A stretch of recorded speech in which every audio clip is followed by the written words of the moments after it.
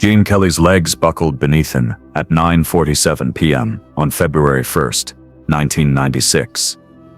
As he attempted one final spin during what no one knew would be his last dance, the Lincoln Center audience watched in horror as Hollywood's greatest legend crumpled to the stage floor, his 83-year-old body finally surrendering to the Parkinson's that had been stealing his grace for years. But it wasn't the collapse that shocked the paramedics who rushed to help him. It was the name he whispered with his dying breath. A name that would send investigators searching through decades of Kelly's life, only to discover the most heartbreaking secret he had ever kept. "Rose," Kelly breathed, his voice barely audible as EMTs worked frantically to stabilize him. "Tell Rose I kept dancing for her." No one in Kelly's circle had ever heard that name. Not his wife, Patricia. Not his children. Not his closest friends. But in his final moments, Rose was the only person Gene Kelly wanted to remember. And the only person he had never been able to forget. The mystery of who Rose was would unlock the most devastating love story in Hollywood history.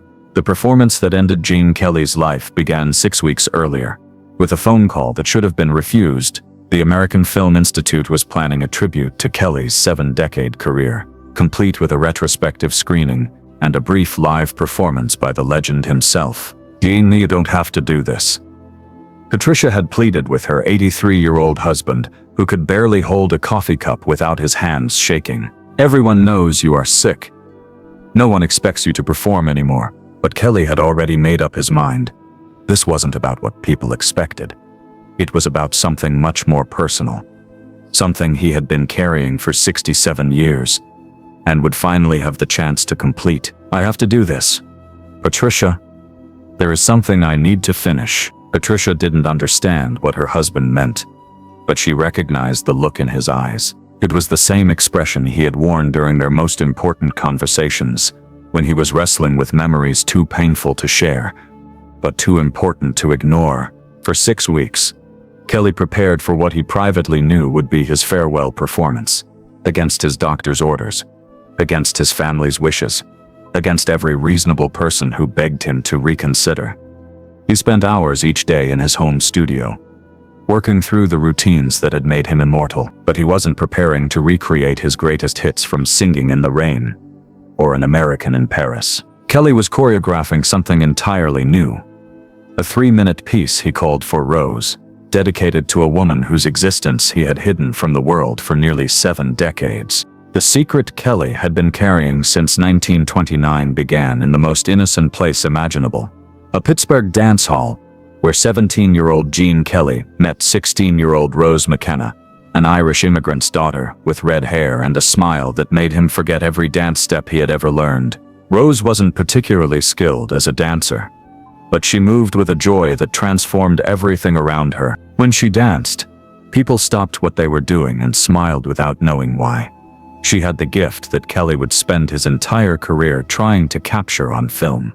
The ability to make movement look like pure happiness. "You are going to be famous someday," Rose told Kelly after they had been dancing together for 3 months, her Irish accent still thick, despite 5 years in America. "Only if you promise to dance with me when I am," Kelly replied, not knowing he was making a promise that would haunt him for the rest of his life. For 2 years, Gene Kelly and Rose McKenna were inseparable.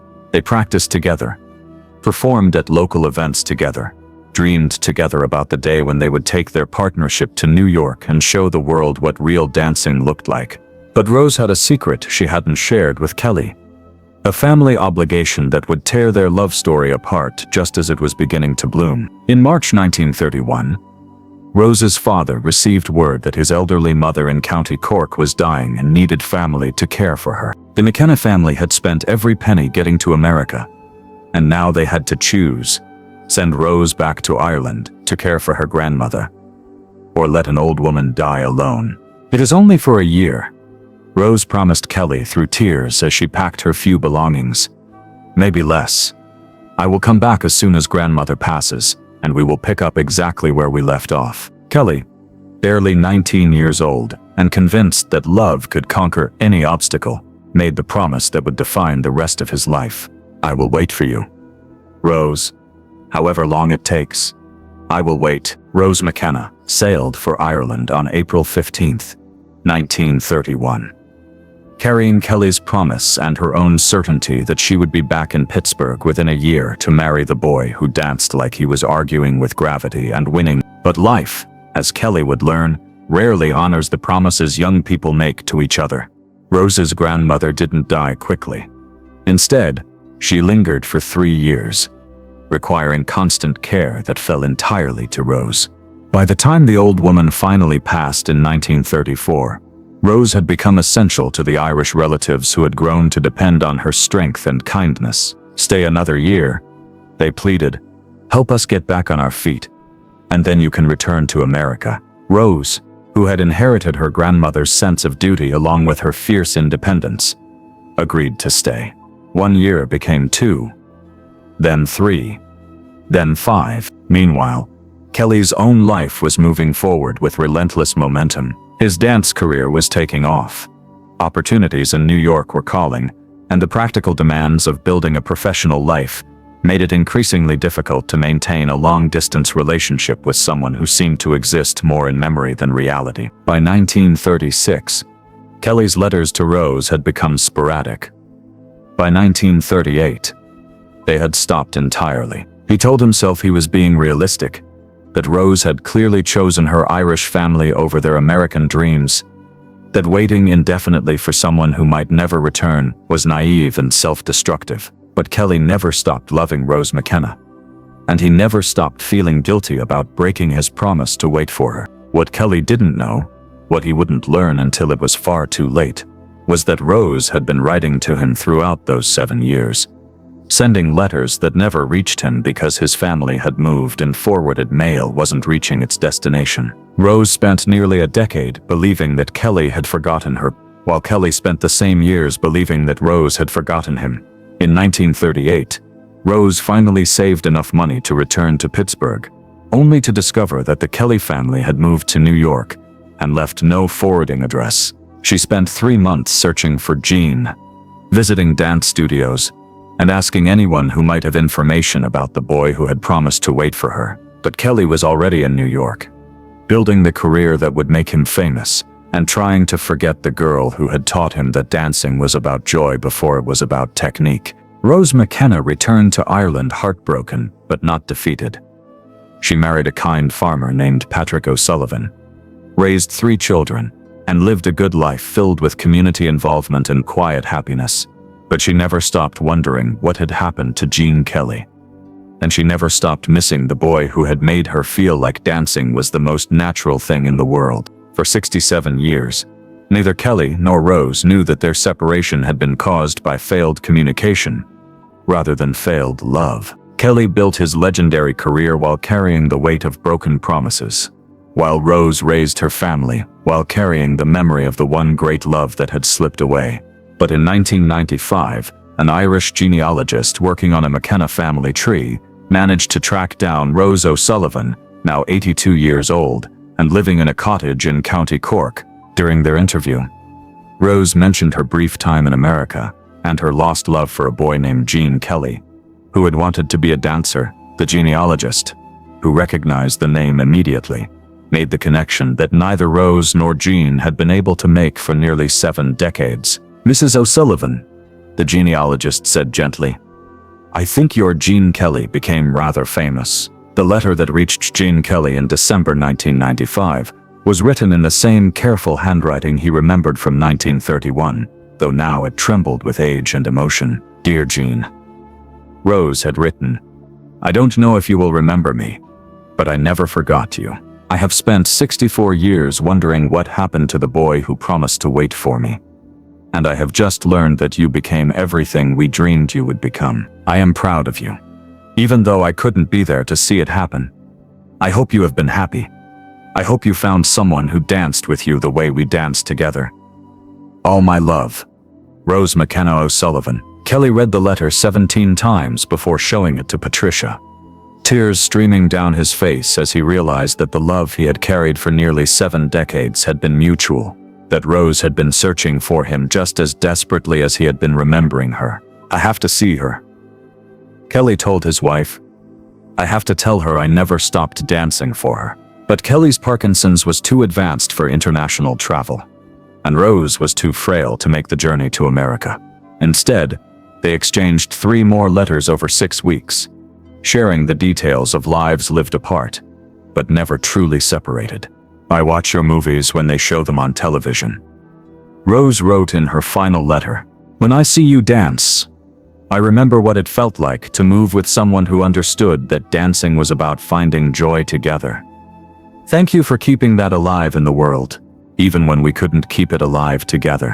Kelly was still holding that letter when he decided to give his final performance. Not for the American Film Institute. Not for his legacy. Not for the audience that would gather to honor his career. But for Rose, who was 3,000 miles away in Ireland, and would never see him dance again except in her memories. The 3-minute routine Kelly choreographed as his farewell was unlike anything he had ever created. It began with the tentative steps of a young man learning to dance with a partner, evolved into the confident movements of someone who had found perfect synchronization with another soul, and ended with the reaching gestures of someone trying to hold on to something that was slipping away. Kelly had titled the piece for Rose, but he told no one what the title meant or why this particular dance required everything he had left to give.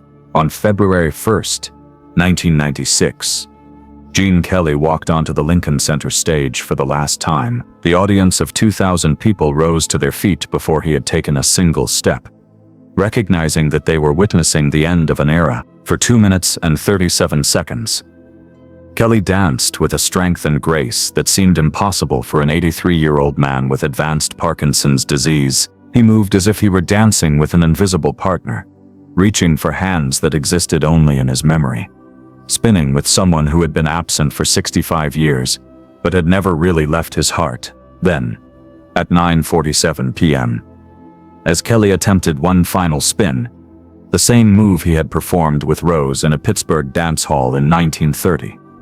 His body finally surrendered to the disease that had been claiming him piece by piece. Kelly collapsed to the stage floor, his breathing labored, his famous legs finally unable to carry him through the movements that had defined his life. But in his final moments, as paramedics worked to save him and the audience watched in stunned silence, Kelly wasn't thinking about his career or his legacy or the thousands of performances that had made him immortal. He was thinking about a red-haired Irish girl who had taught him that dancing was about happiness.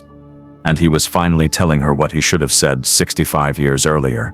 "Tell Rose I kept dancing for her," Kelly whispered to the paramedic who leaned in to hear his final words.